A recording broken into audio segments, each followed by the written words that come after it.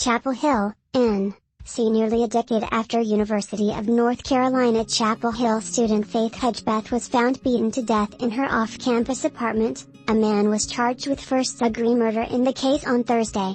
Chapel Hill police said Miguel Enrique Salguero-Olivares was taken into police custody Thursday morning and is currently being held at Durham County Detention Facility under no bond. WRAL News asked police about the relationship between Hedgepeth and Olivares, but they said they could not comment on that while the investigation was still active. Hedgepeth was last seen alive around 4 a.m. on September 7, 2012, when her roommate left their apartment at Hawthorne at the View on Old Durham Road in Chapel Hill. Autopsy reports show she was beaten to death and sustained severe head injuries. At the time of her murder, she was a sophomore at UNC-Chapel Hill.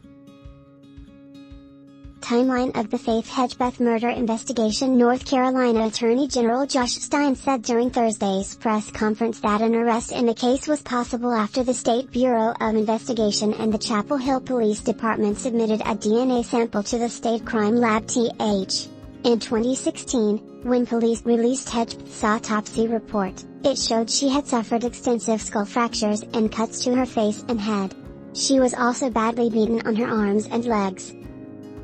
According to the autopsy report, the roommate returned approximately 7 hours later and found Hedgepeth covered by a blanket on top of her slightly askew mattress with large amounts of blood.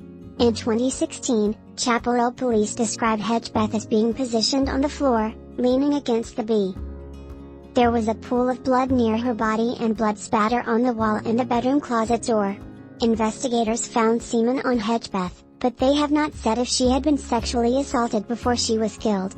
DNA from the semen matched male DNA found elsewhere in the apartment. Included in the information released in 2016, was a photo of a note that they believe was written by the killer that was found on Hedgepeth's bed.